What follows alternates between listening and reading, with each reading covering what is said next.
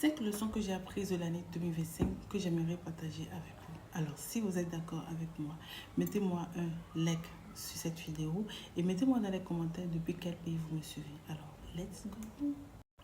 2025, comme pour certaines personnes, ça a été une année de guérison. Ça va être pour d'autres également une année purge. J'appelle purge, c'est quoi? Purification, libération de l'environnement, libération du mental, libération des ondes négatives, des personnes hypocrites, des personnes inutiles, excusez-moi le terme, des personnes qui ne doivent pas rester dans votre environnement. C'est-à-dire que 2025 était une année où il fallait dégager les énergies qui ne doivent pas vous amener en fait à la nouvelle année qui vient. Tout simplement. Donc, première leçon que moi j'ai apprise déjà de l'année 2025. 2025, c'est une année, a été pour moi une année très merveilleuse. Nous sommes encore en 2025, je suis en train d'en parler. Oui, je le mets déjà au passé parce que je me vois déjà en 2026 et dans les années à venir. Oui, je suppose que 2025 c'est bon, 2025 tout s'est bien passé, je rends grâce à Dieu. Oui, même les choses qu'on espère qui n'ont pas pu se passer, je me dis, je rends grâce à Dieu parce que voilà, il y a le plan que nous les hommes nous avions et il y a le plan également que Dieu a prévu pour nous. Donc, si ce que tu as prévu c'est pas arrivé, gloire à Dieu. Si ce que tu as prévu ça s'est passé finalement, gloire à Dieu tout simplement. Première leçon que moi je retiens de 2025, silence et discrétion. Silence, pourquoi? Il faut apprendre l'art du silence. Tout simplement. Parce que quand vous êtes silencieux, vous réalisez beaucoup de choses. Et vous parlez moins. Vous vous exposez moins. Et moins les gens ont des informations pour vous, mieux vous en sortez. Parce que les gens attaquent souvent ceux qui connaissent ou ceux qu'ils en entendent parler. Les gens attaquent en fait vos projets parce qu'ils sont au courant en fait du projet.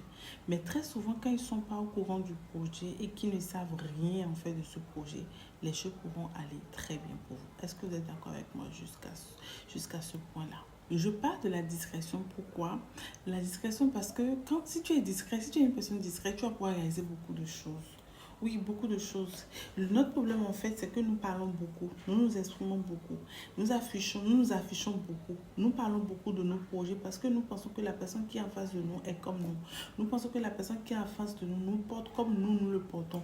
Nous pensons que la personne qui est en face de nous, c'est une personne qu'il faut considérer. Mais très souvent, il y a certaines personnes, dès que vous rentrez dans certains environnements, vous êtes l'effet miroir, c'est-à-dire que vous ressortez les faiblesses des autres. C'est que tellement on vous trouve bon, que finalement vous commencez par être un objet d'attaque. C'est-à-dire que quand vous venez dans un milieu, vous faites les choses normalement. Seulement que ce que toi tu fais normalement vient faire sortir l'autre de son insécurité, vient montrer à l'autre sa faiblesse, vient montrer à l'autre que ce qui ne s'est pas fait et ça devient dérangeant. Mais vous ne vous en rendez pas compte. C'est l'autre qui s'en rend compte. Donc, première leçon que moi je retiens, silence et discrétion. Déjà, dis-moi dans les commentaires quelle est ta première leçon de 2025. Je fais une série de vidéos pour te parler les 4 autres leçons qui restent. Alors, on se retrouve sur la prochaine vidéo, n'est-ce pas? Allez, ciao! Et n'hésite pas à me mettre dans les commentaires depuis quel pays tu me suis. Et si cette vidéo t'a apporté un plus, abonne-toi tout simplement. Alors, deuxième leçon que je retiens de l'année 2025, je garde toujours mon micro. Le but, c'est que vous me percevez super bien. Deuxième leçon que je garde de l'année 2025, c'est que tout ce qui est acquis n'est pas acquis. Le français là est fort. Hein? Tout ce que toi tu appelles acquisition n'est pas acquis. C'est pour dire quoi? J'ai perdu beaucoup d'amis en 2025. Beaucoup d'amis. Beaucoup d'amis. Que ce soit des femmes comme des hommes, c'est une année où j'ai perdu beaucoup d'amis. Mais après, au fil du temps, quand je me suis rendu compte que ces amis ont commencé par s'éloigner sans que je ne comprenne pourquoi ils se sont éloignés, je m'en suis rendu compte un peu plus tard qu'en réalité, c'était des gens que je surestimais, que je suraimais, que je le sur en fait chez moi, mais qui n'étaient pas pareils chez eux. Du coup, ça fait 2 énergies contradictoires qui ne peuvent pas rester ensemble. Donc, à un moment donné, ces personnes-là ont commencé par me fuir en se disant que je suis au courant de leurs actions. Ils ont commencé par me fuir en se disant que je suis au courant de leurs manipulations, que je suis au courant des petites actions qu'ils sont en train de poser. Or, j'en sais rien. J'en sais rien. Moi, je suis comme un livre ouvert, en fait. J'en sais rien. Et c'est le décalage, en fait, le fait que, voilà, la personne a changé, tu appelles la personne ne décroche pas. Le fait que tu sens que la personne fuit le débat, la personne fuit de te voir, la personne fuit de t'entendre, la personne te fuit dans tous les sens que tu te dis, ah, mais sérieusement, il doit y avoir un problème. Mais il y avait déjà le problème depuis, c'est toi qui n'étais pas au courant. Parce qu'en réalité, c'était des hypocrites, c'était des énergies négatives. Donc en 2025, j'ai compris que derrière chaque opportunité, il peut se cacher... je ne sais pas quel mot je vais mettre sur ça. Vous allez me dire le mot dans les commentaires, oui. C'est-à-dire que vous allez faire attention à votre environnement, à votre fréquentation, avec qui vous parlez, avec qui vous asseyez et avec qui vous mangez. Surtout ça, avec qui vous mangez. Avec qui vous mangez. Parce que la personne avec qui tu ris aujourd'hui, tu penses que non, c'est mon best. C'est ceci, c'est cela. Et puis tu es prêt à mettre même ton doigt au feu pour cette personne, que ce soit femme ou homme. Hein. Donc faites très très attention. Donc à ce niveau, quel nom je vais donner à la leçon numéro 2? Aucune opportunité acquise n'est réellement acquis. Tout simplement. Tout ce que tu as et tu penses que c'est une possession, c'est un accomplissement, peut être remis en cause l'instant d'après. Si tu comprends ça, tu sauras mieux vivre. Rendez-vous pour la 3e vidéo. N'oublie pas de me laisser dans les commentaires quelle est ta deuxième leçon de 2025. Depuis quel pays tu suis cette vidéo? Est-ce que cette vidéo t'a appris quelque chose? Est-ce que je t'enseigne quelque chose? Si c'est le cas, partage cette vidéo et abonne-toi tout simplement.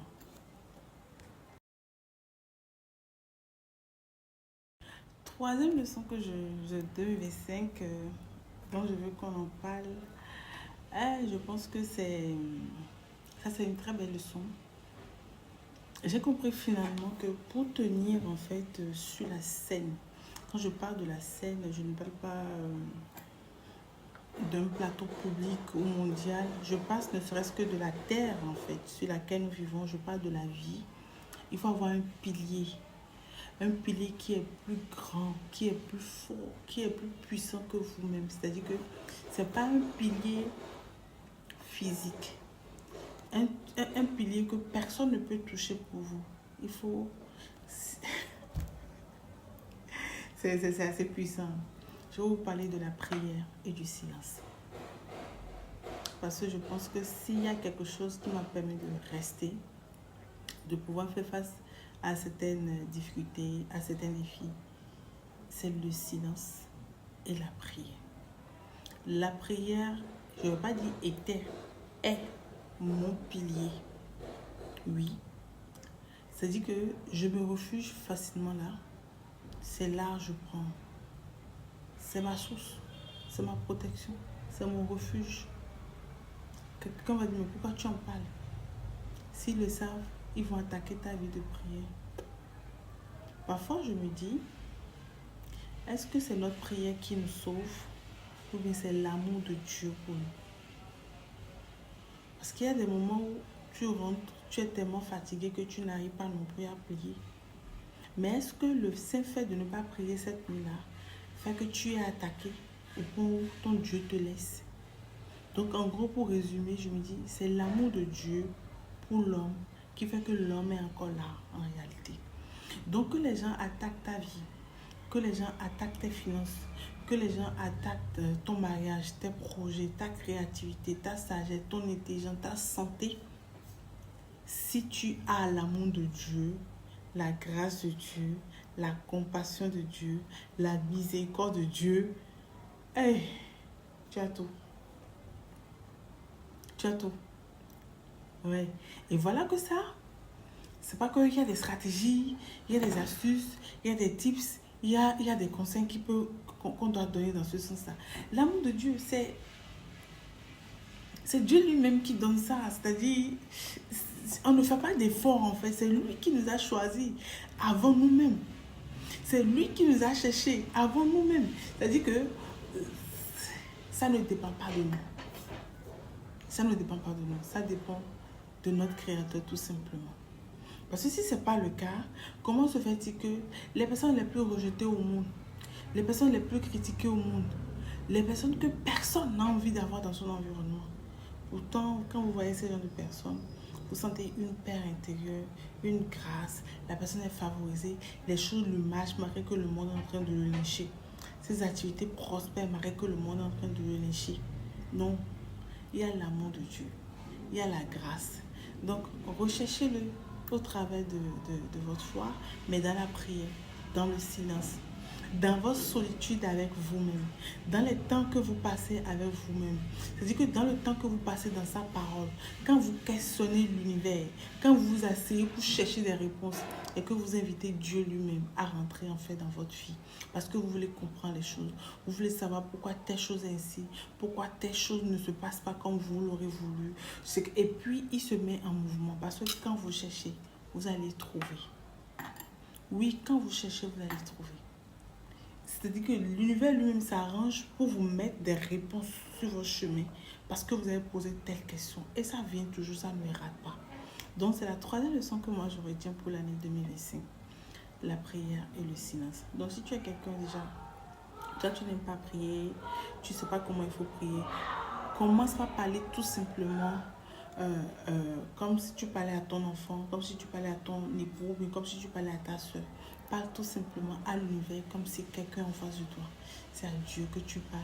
Parce que ce que tu vois qui se présente comme toi comme un vide n'est pas vide. C'est rempli. Et si on pouvait t'ouvrir les yeux pour que tu vois ce qui se passe autour de toi, tu allais te rendre compte que c'est rempli. Et que c'est parce que tu ignores ça que tu souffres tant. Alors, est-ce que je t'ai apporté un plus dans ma vidéo? Dis-moi dans les commentaires depuis quel pays tu me suis. Si tu me suis de la Côte d'Ivoire, du Sénégal, du Dakar, du Togo, du Bénin, oui, Alors, nous allons parler de la quatrième leçon de 2025 qui est la résilience et la foi. Oui, la résilience et la foi parce que j'avais déjà projeté mon année 2025. Sauf que les choses ne se déroulaient pas comme je le voudrais à un moment donné. Et j'étais en train de discuter un jour avec ma petite soeur qui m'a fait des révélations, entre parenthèses. Elle m'a fait comprendre qu'elle a suivi une formation et qu'au cours de la formation, le coach était en train de dire qu'il y a certaines catégories de personnes qui sont obligées de faire eux-mêmes leur million sans attendre que ça vienne des autres, tout simplement. Moi, en fait, la femme que je suis une femme de défi et de challenge. Pas que je vais chercher les défis, les challenges à relever. Je n'ai vraiment pas le temps. Mais moi, mon souci, c'est que si je traverse peut-être une situation et qu'il y a besoin d'informations, il suffit simplement que j'ai accès à l'information. Il suffit simplement que la personne m'apporte la réponse de ceci. Je vais passer à l'action. Donc, elle m'a dit, il y a certaines femmes qui doivent faire eux-mêmes leur million. Ça sonnait dans ma tête. Tu fais partie de la catégorie de certaines femmes qui doivent chercher eux-mêmes leur argent. C'est-à-dire qu'ici, il y a des femmes qui ne doivent pas attendre. Oui. Si vous ne le savez pas, je vous l'apprends. Il y a des femmes qui sont nées princesses avec une cuillère en or en main. Il y a des femmes à qui on doit tout faire. Il y a des femmes qu'on doit soutenir, qu'on doit choyer, qu'on doit chouchouter, qu'on doit affectionner. Les femmes à qui on doit porter un soin précis, c'est-à-dire que voilà, c'est des reines, c'est des princesses. Vous êtes d'accord avec moi? Mais il y a une autre catégorie de femmes en réalité qui sont des bâtisseuses. Des bâtisseuses, tant pis. Si je peux parler de holding, c'est des bâtisseuses du monde en réalité. C'est-à-dire que ceux-là n'attendent pas que l'aide vienne, mais ceux-là même se mettre en chemin pour créer eux-mêmes des conditions pour pouvoir aider les autres, c'est-à-dire aider les générations à venir. Les femmes créatrices, les femmes bâtisseuses, les femmes, je sais pas. Il y a un livre là que je lis qui s'appelle La femme qui chassa les loups. Et quand vous lisez ce livre-là, j'ai trouvé ça avec ChatGPT, vous pouvez faire aussi la recherche. Je ne sais pas si c'est le titre exact et tout, parce que j'ai cherché à voir si son PDF existait sur YouTube en version audio. Les extraits que j'ai vus n'ont pas reflété exactement ce que ChatGPT m'a dit. Donc, en fait, quand vous lisez La femme qui chassa les loups, vous allez vous rendre compte qu'on parle les archétypes de femmes qu'il y a. Des femmes guérisseuses, des femmes qui doivent soutenir les autres, les femmes qui sont là pour aider les autres, les femmes qui sont des guerrières debout, qui sont des amazones debout, des femmes qui sont là pour fonder des royaumes, pour fonder des trucs. Il y en a tellement que chaque femme doit pouvoir identifier quel est son archétype. Et quand je lis avec une analyse critique personnelle, avec beaucoup de retrait, je me rends compte, en réalité, c'est pas que chaque femme ira chercher quel est son archétype, mais chaque femme doit comprendre qu'on a en nous tous les archétypes en fait de femmes en nous et que à chaque saison, cet archétype-là sort. C'est-à-dire que tu es dans une saison peut-être de la femme guérisseuse parce que tu as pu te guérir en fait de tes blessures, de tes émotions et que tu es prête maintenant à guérir les autres. Tu comprends? Donc, la femme qui chassa les loups. C'est-à-dire, il y a beaucoup d'histoires dans le livre, il y a beaucoup de chapitres. La femme qui a tout donné, qui n'a plus rien. C'est-à-dire que vous rentrez dans certaines familles, c'est la maman qui fait tout, c'est elle qui s'échine, c'est elle qui donne tout aux enfants comme au papa. Au final, elle n'a plus rien à donner parce qu'à un moment donné, elle aussi n'a plus le temps d'aller se ressourcer. Donc, en cet instant où elle n'a pas pris le temps d'aller se ressourcer, elle vient à un moment où l'homme peut l'abandonner pour aller prendre une autre femme parce que l'homme comprend aujourd'hui qu'à ce stade où il est dans sa vie, la femme là ne répond plus à certains besoins. Or, en temps, c'était la femme qui donnait tout. C'est dans le même livre là et tout. Donc, elles deviennent des femmes squelettes. L'auteur parle de femmes squelettes, de femmes qui n'ont plus de chair, de femmes qui n'ont plus rien. Donc, il faut qu'une autre femme la récupère. Une femme s'occupe d'elle jusqu'à ce que sa peau refasse surface. Il y a un autre chapitre dedans où on a parlé de la femme louve, de la femme qui est célébrée, de la femme qui a une troupe. C'est-à-dire que si vous êtes à Coton, je vais parler des Agodiens, des Amazones, de la femme qui est forte. Alors, j'étais en train de parler de la femme du livre, de la femme qui chassa les loups. Je ne sais pas si c'est le titre exact parce que j'ai lu ça il y a très longtemps et tout. Parce que moi, chaque matin, j'ai téléchargé l'application GTP. Et ce que vous ne savez pas avec l'application GTP, c'est un outil, en fait, qui nous aide en tant que créateur, en tant qu'entrepreneur, en tant que coach. Donc, du coup, moi, à partir de GPT, j'apprends. C'est-à-dire que je pose des questions, GPT m'enseigne. Je lui pose des questions parce que je fais des analyses, je fais des réflexions et quand je lui pose des questions, il me donne des réponses. Au vu de ces réponses, j'approfondis et c'est là il va t'orienter à que ce que tu dis se retrouve dans tel chapitre de tel livre. Alors là, si le livre t'intéresse, tu dis mais alors ok, parlons-en. Et puis vous voyez un peu, on rentre dans les sujets, dans les débats. Donc moi j'ai pris le GPT comme mon coach personnel. Donc, chaque jour, je dois avoir quand même 15 minutes de coaching, 30 minutes de coaching avec lui. Des fois, tu ne t'en rends pas compte, mais tu vas jusqu'à 1 heure de temps parce que tu as des questions, tu as des inquiétudes et tu as besoin de solutionner ça. Donc, tu lui poses directement la question et il te répond. Donc, je vous parlais de la femme squelettique, de la femme guérisseuse. On l'appelle la louva. Je crois. Hein. En fait, le livre était très intéressant parce que j'ai lu ça comme ça fait 200. La louva. Et après, il y a un autre type de femme également que j'ai découvert dans le livre. La femme qui a une intuition très développée. Et je pense que toutes les femmes en ont. Il faut juste prendre le temps de pouvoir développer ça. Moi, je crois. Parce que c'est une femme qui a épousé un homme. Et l'homme lui dit, pour faire court l'histoire, elle avait accès à toutes les chambres, sauf à une seule chambre. Or, dans cette chambre-là, qu'est-ce qui se passait? Les épouses, les femmes que l'homme a eu à épouser, il les a déjà et il les enferme là-bas. Du coup, il lui interdit de ne jamais ouvrir en fait cette porte-là, qu'il soit là ou pas.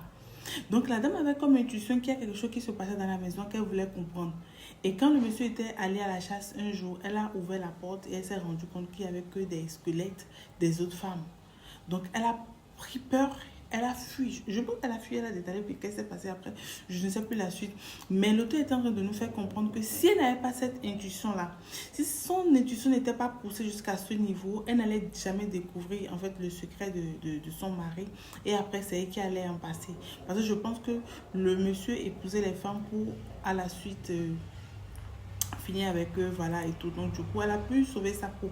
Donc, on était en train de nous parler de la femme très intuitive, Il y avait une autre femme qui s'est retrouvée au fond de la mer, piégée dans un filet, qui a été pêchée par un chasseur. Ils ont parlé de différents archétypes de la femme. Donc si vous êtes là, vous êtes une femme, vous devez apprendre à vous cultiver parce que ce qui est très important avec la culture, avec le développement personnel, c'est plus vous vous développez, plus vous comprenez les choses qui vous arrivent. Je répète, plus vous vous développez, plus vous comprenez les choses qui vous arrivent. Parce que la parole me dit, à celui qui a, on lui en donnera encore davantage. C'est-à-dire que plus vous vous cultivez, plus vous vous développez, plus vous en avez. Plus vous développez vos dons, plus vous développez vos talents, plus l'univers vous augmente. Donc si tu restes à ton niveau de départ pour estimer que tu as fait le plus gros pas, que tu as atteint le plus gros niveau. Pendant que tu sois à ce niveau A, les gens sont déjà à un niveau 10. Donc, apprends à te développer, apprends à te former et apprends à passer à un autre niveau. Avant de parler de la dernière leçon, qui est la leçon numéro 5, je vais vous parler d'un programme que j'ai organisé qui est reprogrammer son mental et oser bâtir la vie qui vous ressemble. Oui, le programme aura lieu du 25 au 27 février prochain. Ça sera totalement en ligne. Donc, c'est une formation qui se fera de 19h à 21h. Voilà, 2 heures de formation et tout. Donc, si vous êtes intéressé, vous m'écrivez tout simplement pour réserver votre place. Donc, au cours de la formation, nous allons libérer les blocages intérieurs parce que c'est l'environnement intérieur qu'il faut travailler si vous voulez réussir sur ce plan-ci. C'est la partie invisible qu'on doit travailler avant que ça ne reflète sur votre partie physique. On va renforcer votre identité, votre valeur. On va augmenter votre force en vous et vous permettre de prendre le contrôle sur l'année 2026. Parce que ce qui se passe en fait, les gens ont un langage intérieur qui les sabote, qui les minimise, qui réduisent leurs efforts. Ils ont un langage intérieur qui leur dit tu ne vaux rien, tu ne peux rien faire, tu ne peux pas aller loin. Non, on va pouvoir transformer en fait ce langage-là. Si vraiment on veut vraiment aller loin en 2026, n'oubliez pas que c'est l'année du chiffre 1. Donc c'est le chiffre du commencement. Donc pour réaliser beaucoup de choses en 2026. Alors, dernière leçon que je retiens de l'année 2025, c'est la discipline et la constance. La discipline et la constance. Si vous êtes discipliné, vous allez pouvoir vous en sortir.